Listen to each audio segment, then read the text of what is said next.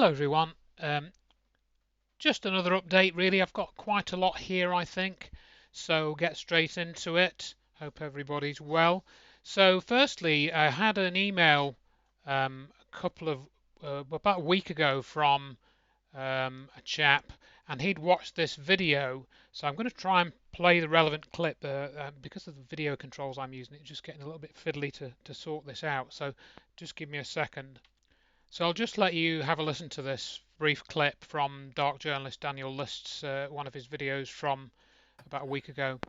Somebody up there said Judy Wood is dead. This is interesting. I put this out on Twitter last year.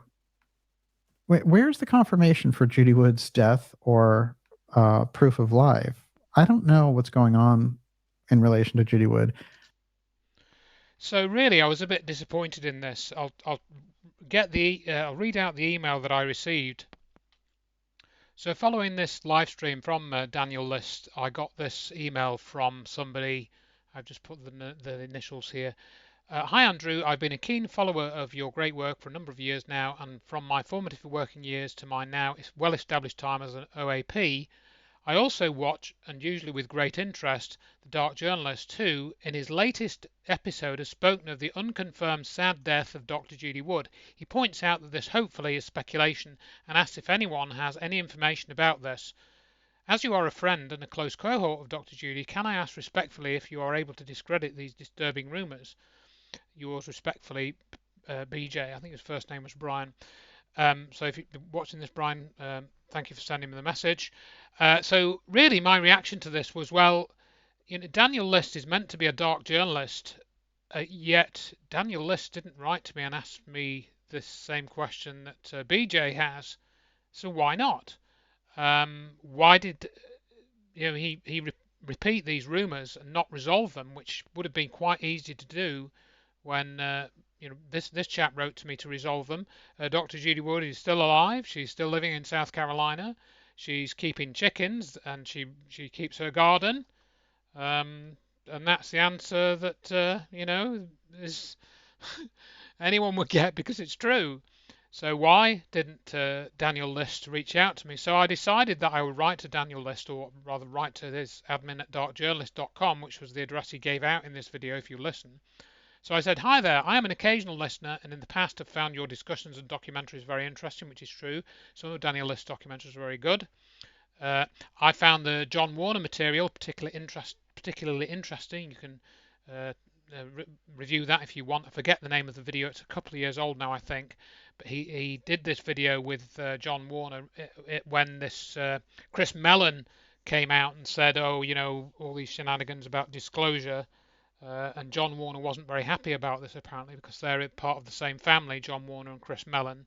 I think it's Mellon Carnegie and John Warner's on the other side of the family. But you can find out about all that in the Dark Journalist video. Anyway, so I sent Daniel List a link to this, pretty much the same point I've just shown you in the video. Following your discussion, I received an email from a listener of yours inquiring about whether Dr. Wood was dead. It seems he has researched 9/11 and Dr. Wood's research more than you have because he knew I was a personal friend and collaborator. I advised this person that Dr. Wood is alive and well and looking after chickens for much of the time. Were you aware that I've written 2 books about 9/11? Gave them the links, both are free. In both of them, I write in particular about Joseph Farrell, Joseph P. Farrell, that is, though I didn't name him in the first book. Are you interested in revealing the truth about 9/11 or muddling it up or obscuring it? Are you aware of the connection of certain elements of 9/11 to what is called cold fusion? Have you read Dr. Wood's book? It explains a great deal. You can also read my take on the UFO alien issue and how it's connected to 9/11 primarily via SAIC, that's Science Applications International Corporation, and there's the link to my page where you can download that book for free. Now this was sent, let's see, 25th of August, I think it's about 3-4 days ago now. It's 29th today.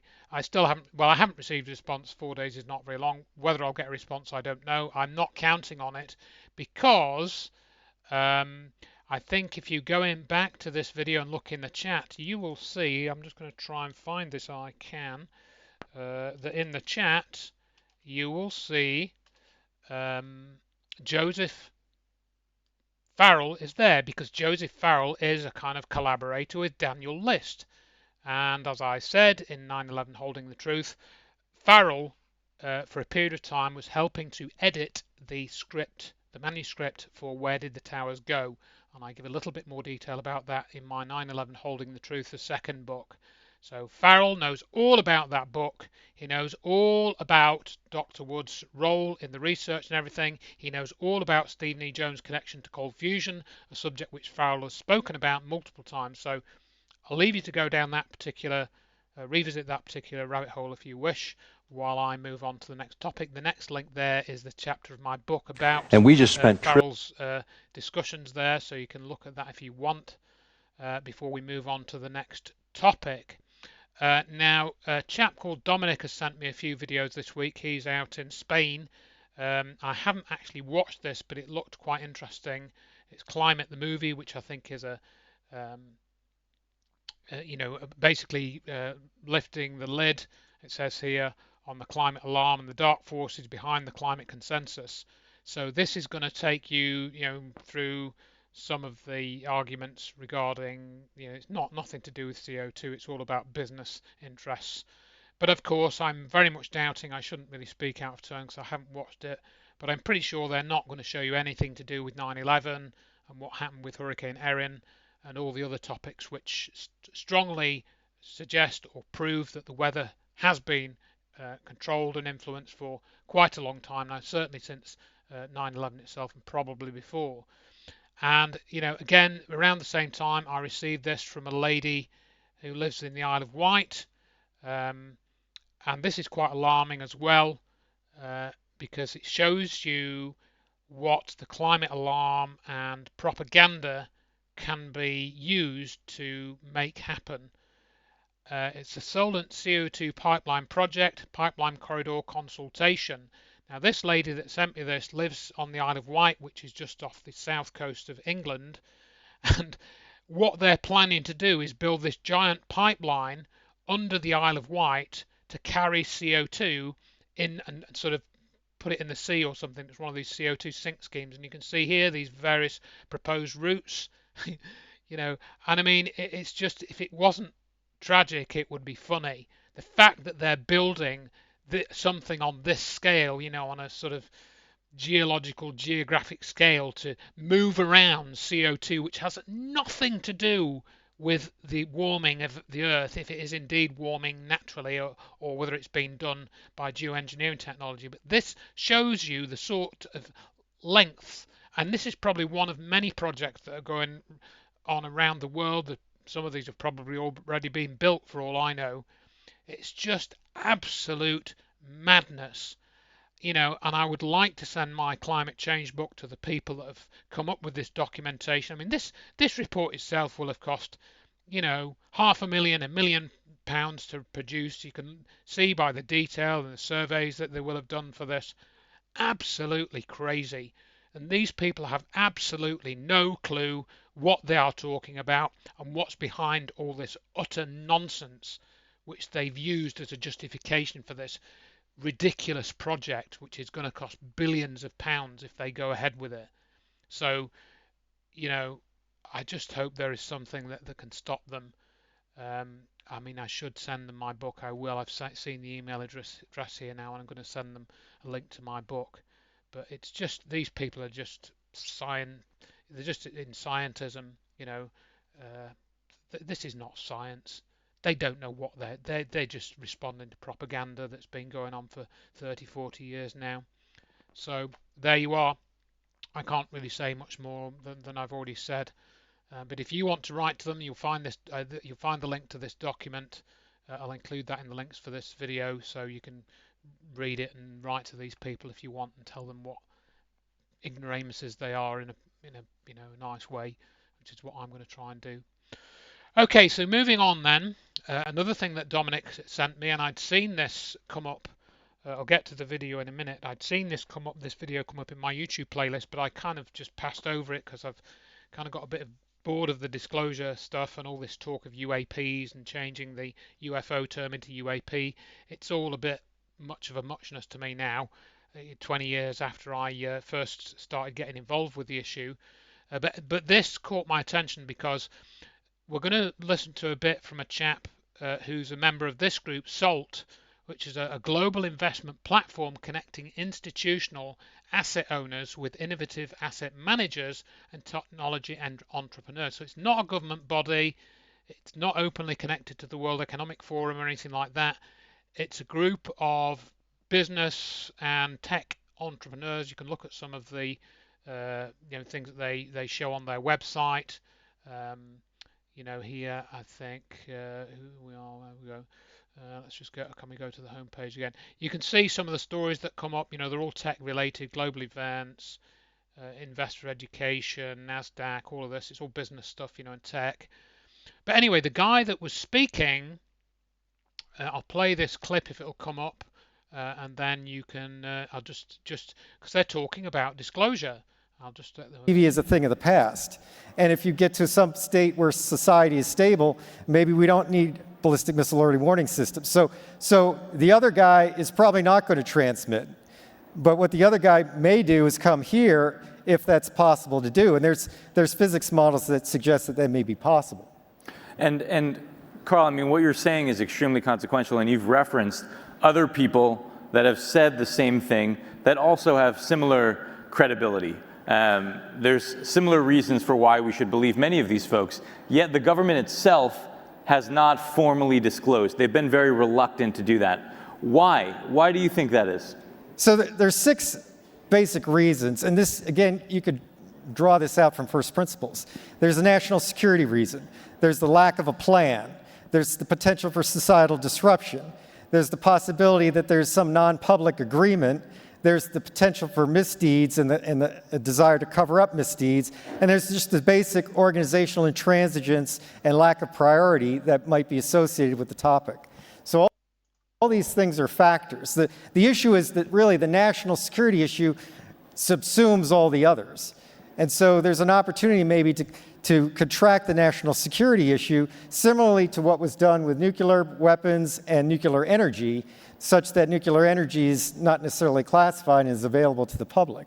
But lack of a plan and the potential for societal disruption are key ingredients that would prevent any responsible leader from coming forward with information that they don't have the means to address in a responsible way. It would be irresponsible to do that. So you can see there, I mean, this guy really is on the button with these issues. And this is not surprising when you look, if you look on the website, you can find out all about him. He's basically ex-military. He's got into, I think, business and tech, and that's why he's involved with the SALT group.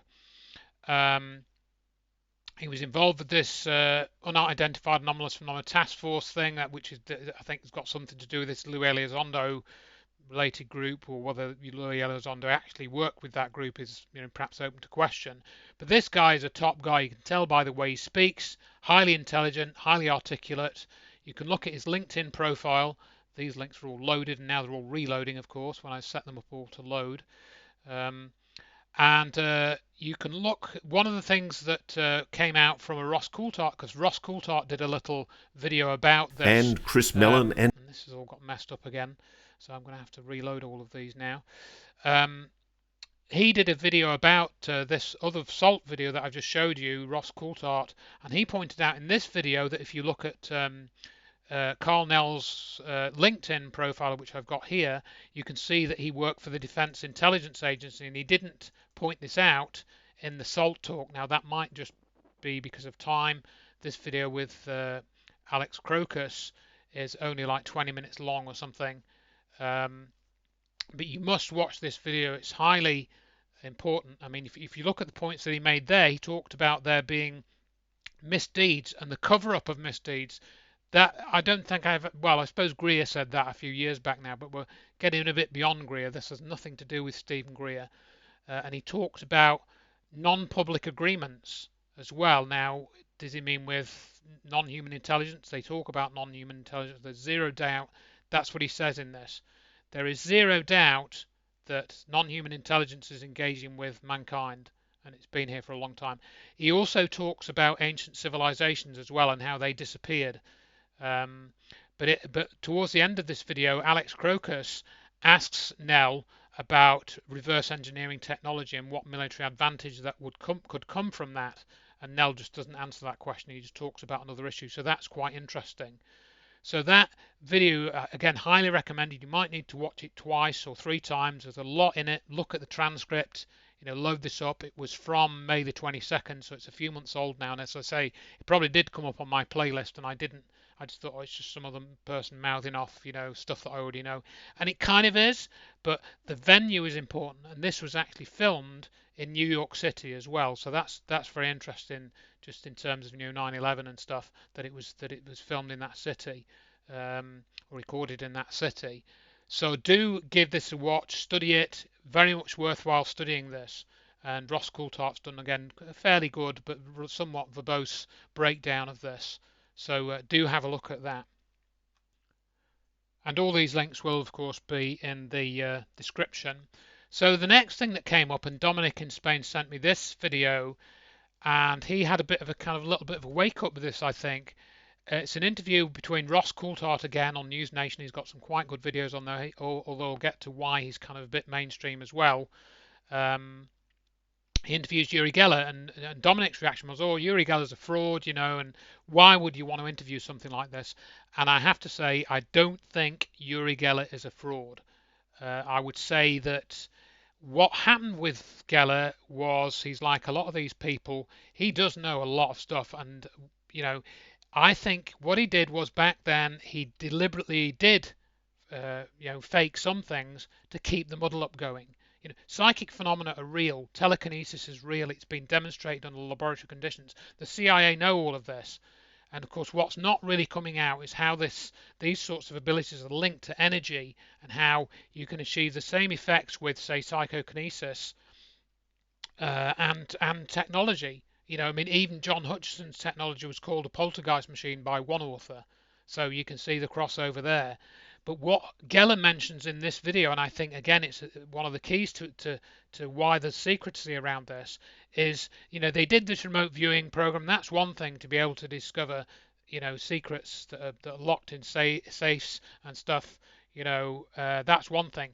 But what he mentions in this video is remote influence, and also that he talks about some project where they wanted psychics to make a city in Russia disappear or something. You can hear it in this video. Now, mentioned in this video as well is Edgar Mitchell, because Ross Coulthart has a friend who knew Edgar Mitchell, and of course it was Edgar Mitchell that brought Uri Geller to the US, and they both worked for the CIA on these projects. So it's all mixed in together, and I've written about this a little bit in some of my books. The Geller sort of Mitchell connection, the CIA connection and stuff. And there'll be a little bit more when I finally get around to moving forward with the consciousness book. I've got something on the remote viewing program in there. Nothing new really. It's all already out there, of course. But Geller, in this video, he talks about the UFO cover-up as well, and he talks about Roswell, and there's some mention of Mitchell. Coulthart, of course, thinks Mitchell was telling the truth, and he says, oh, he walked on the moon. Of course, Mitchell didn't walk on the moon. We know that. We know that Mitchell threatened Bart Sabrell.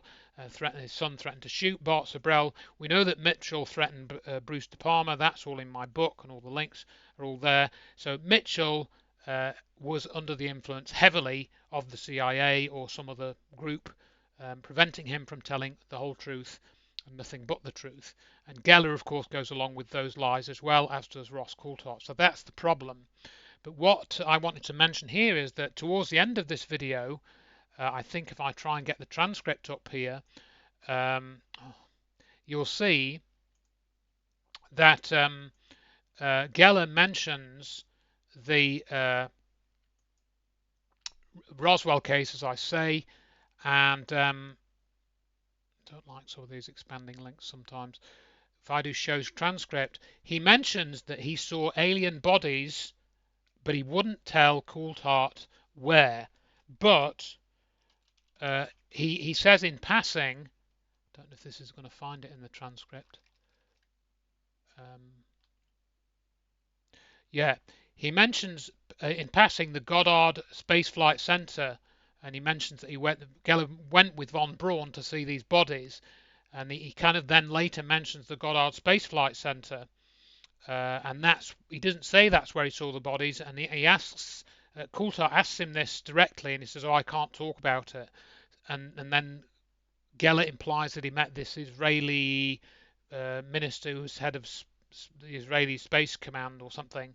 I forget where it is. It's all in this video though. So this is, again, is worth listening to.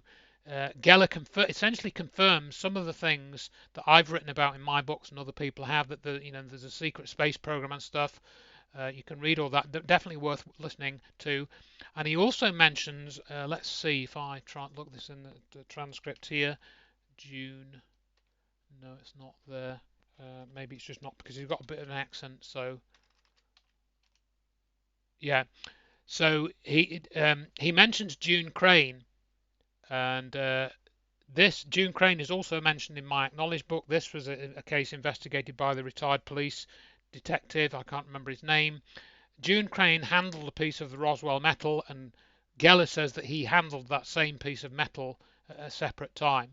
So this is all very interesting, that Geller would confirm these things, because there's corroboration from other sources, nothing to do with him.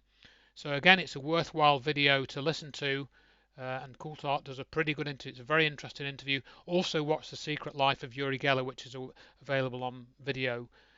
It's on Vimeo actually. I'll try and add the link if I remember. So really, again, worth watching. Yeah, and then separate to that, Douglas sent me this video. We're now going into the ancient civilizations and ancient buildings and stuff, ancient monuments of mysterious origin. And these are the Longyu caves, and they're in China. And these were very unusual because there was this fishing pond in this small village in China. It shows you all this in this video. And then they drained the pond, started digging down, and they found this enormous cave underneath, and they don't really know what these caves were for. It looks like they might have been some enormous reservoir, but it seemed like some of the construction doesn't really tie up with that. So, you can watch this video. It's a mysterious structure again that seems to have been revealed. I think this pond was drained in the 1990s or something. So it's a fairly recent discovery.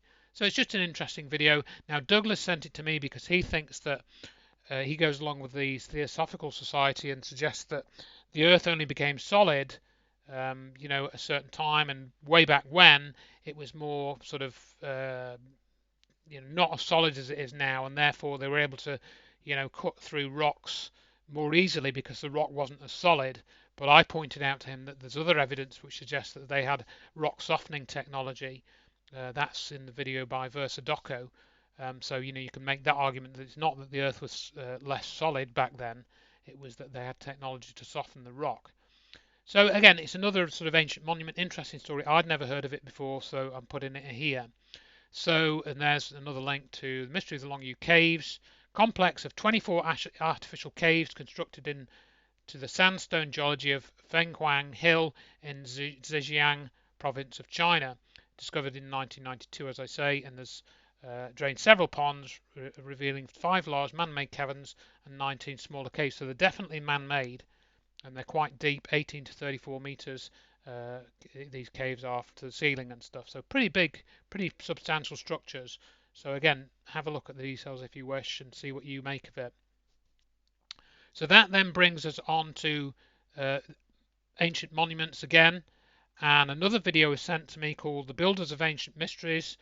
And that's been presented by Uncharted X. Now, I watched this the whole way through. It's a bit long, 2 hours 20 minutes, and some of it's the narration's a bit. I think it's been translated. The narration's a bit.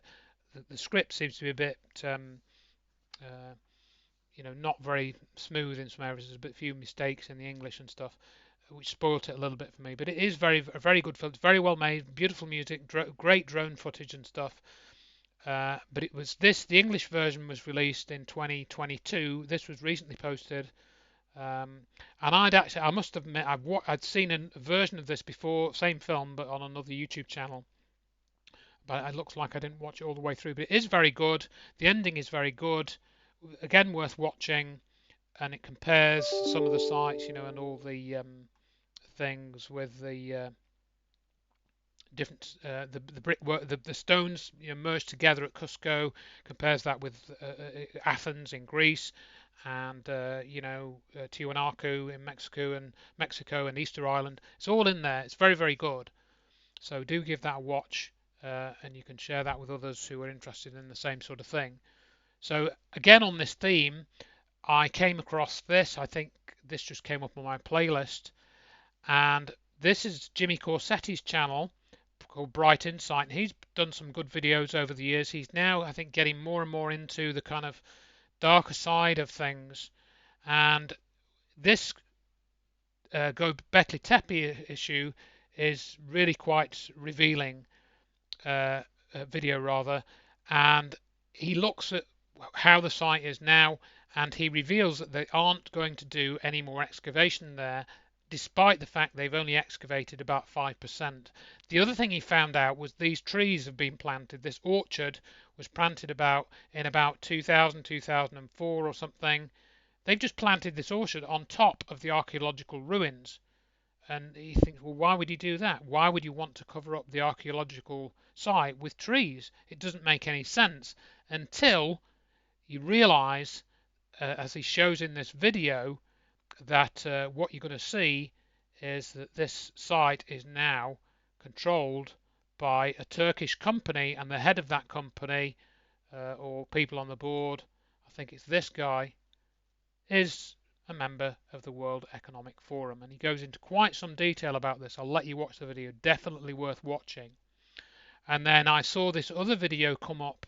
I'm glad that it's got a high number of views as well, 1.4 million views. This other video came up, and he looks at Gunung Padang, and he goes through quite a lot of detail here to look at all the the development of this. Gunung Padang is meant to be possibly as old as 27,000 years. Looks like a hill, but it's actually a man-made structure. It's huge, and it looks like a sort of pyramidal structure. No one knows who built it. It's a very similar story to Gobekli Tepe. Don't know who built it. Don't know what the reason is. They haven't really excavated it. I think they've done some ground penetration radar. It was Graham Hancock that brought this to the world's attention in the Netflix series. I'd never heard of this up until then. I think it was only discovered in the 90s again. And again, he follows a trail through of people involved. And I think if you look at this person that was involved with the Malaysian or the Indonesian, sorry, he looks at the people that are involved and have responsibility for the site. There's this guy, Hilmar Farid, and he says, no, we're not going to excavate this anymore. It's low on the list. We're not going to do it. And then there's this other guy here. I forget his name. You'll see it in the video, though. I've never heard of this guy. And he's an Indonesian businessman. He's got a $10 billion company or something. And he's now in control of the site of Gunung Padang in terms of who can excavate it and stuff. And it's World Economic Forum again. So that is really interesting. So I'll leave you to watch those videos to get all the details. That's the basics. But again, we're seeing the tentacles of the octopus reaching into the things, which have interested me for a long time. And yeah, so it's not just that they're involved with COVID. They're involved in other things too. Maybe there'll be some sort of disclosure, ET disclosure related issue, which involves the World Economic Forum. Oh, the other thing which I'll just mention before I close this video is that The Guardian described the Graham Hancock series Ancient Apocalypse, which discusses Gunung Padang and the ground penetrating radar and stuff, as the most dangerous show on Netflix. And Jimmy Corsetti also then goes through the fact that the editor of The Guardian was one of the Golden Girls at one of the Davos forums a few years back now. And so there is again a WEF connection to The Guardian, which is why they seem to be so vehemently opposed to Graham Hancock's revelations about this. So I think, again, where we're going with this is the ancient civilizations, the reason why they don't want to talk about them is because they had technology, advanced technology, which they used to build these structures and so forth, and that technology perhaps has some sort of relationship to the technology that was used on 9/11 and the technology that powers the UFO craft in some way. It's this free energy technology, ether engineering perhaps is what I'd call it. That's what I think this is ultimately going to be shown to be to do with. So I'll leave you with those thoughts. Thank you for watching and listening, and thank you for your support. And again, I will post anything new when I've got something to say. I haven't got any updates on Richard. He's still now got to wait till October for this judgment, as I said in the last video. So there's nothing really new to report there. I did speak to him on the phone a week or two ago, and he's okay, he's fine. So we'll hopefully hear something from Richard before too long, and he'll update you with anything that is relevant to his situation. But for now, again, thanks for listening, thanks for your support, and do take care.